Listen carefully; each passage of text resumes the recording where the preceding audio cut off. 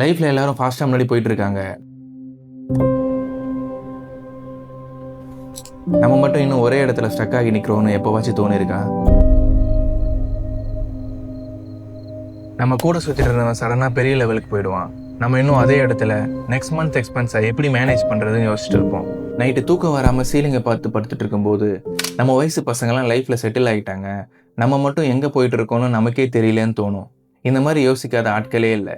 But இன்னைக்கு ஒரு உண்மை சொல்றேன். இந்த வீடியோ முடியும் போது உங்க மைண்ட்ல இருக்கிற அந்த பயம் டோட்டலா உடஞ்சிருக்கும். உள்ள ஒரு சின்ன பயம் வரும், நம்ம தோத்துட்டோமா, நம்ம லைஃப் அவ்வளவுதானான்னு தோணும். பிகாஸ் நம்ம தோக்கல, நம்ம பண்ற பிரச்சனை கம்பாரிசனால இல்ல, ராங் கம்பாரிசன் பண்றதுனால தான். நம்ம சொசைட்டி நமக்கு தெரியாமலே நம்ம மைண்ட்ல ஒரு டைம்லைன் ஸ்கிரிப்ட் எழுதி வச்சிருக்கு. 22 வயசுல டிகிரி, 24 வயசுல நல்ல வேலை, 27 வயசுல கல்யாணம், 30 வயசுல சொந்த வீடு.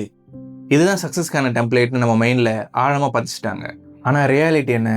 எந்த ஹியூமன்ஸோட லைஃபும் ஸ்ட்ரெயிட் லைன் இல்லை. நம்ம லைஃப் ஒரு கிராஃப் மாதிரி, மேலே போகும், கீழே வரும், கிராஷ் ஆகும், மறுபடியும் மேலே போகும். ஆனால் சோஷியல் மீடியா நமக்கு என்ன காட்டுது? ஒரு இண்டிவிஜுவலோட சக்ஸஸான பக்கங்களை தான் காட்டுது. அவங்க ஸ்ட்ரகிள் ஆனதை போஸ்ட் பண்ணுறது இல்லை. ஆனால் நீங்கள் என்ன பண்ணுறீங்க? அவங்களோட சாப்டர் 10 எடுத்து உங்களோட சாப்டர் 1 கம்பேர் பண்ணுறீங்க. அது எப்படி கரெக்ட் ஆகும்? ஒரு சின்ன எக்ஸாம்பிள் சொல்கிறேன். 2 பேருக்கு 28 வயசு. பர்சன் ஏ லைஃப்பில் செட்டில் ஆகிட்டாரு, பர்சன் பி இன்னும் ஸ்ட்ரகிள் ஆகிட்டு இருக்காரு. வெளியிருந்து பார்த்தா இது வின் அண்ட் லாஸ் மாதிரி தெரியும்.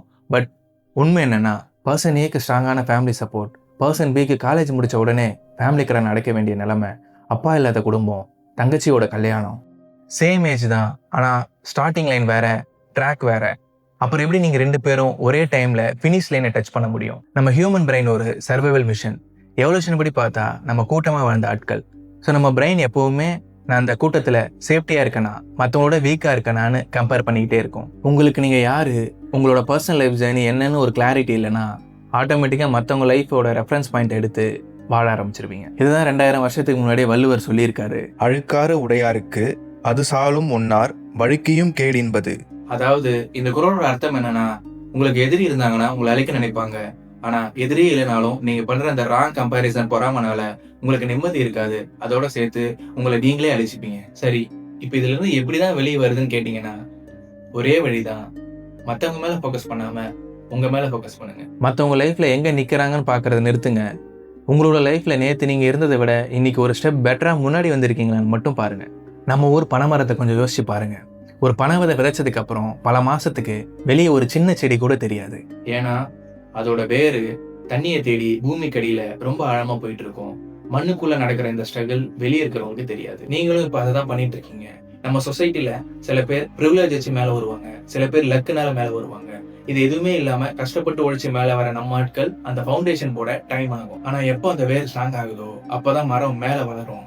ஒரு பெரிய புயல் வந்தா எல்லா மரமும் வேரோட சாயும், ஆனா பனை மரம் சாயாது. ஏன்னா அதோட ஃபவுண்டேஷன் அவ்வளவு ஸ்ட்ராங். நீங்க ஃபெயில் ஆகல, உங்களோட ஃபவுண்டேஷன் ஸ்ட்ராங் ஆகிட்டு இருக்கீங்க. அது வெளியுள்ள ஆட்களுக்கு தெரியாது. நீங்க தப்பா கால்குலேட் பண்ணி டயர்ட் ஆகி குவிட் பண்ணிடாதீங்க. உங்க மைண்டுக்கு எது தேவையோ அதை மட்டும் உள்ள விடுங்க.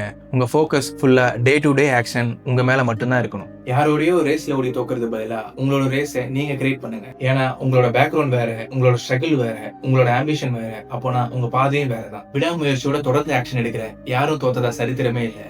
Run your own race. அங்க நீங்க தான் champion. This is Bats. Keep building. I'll see you in the next video.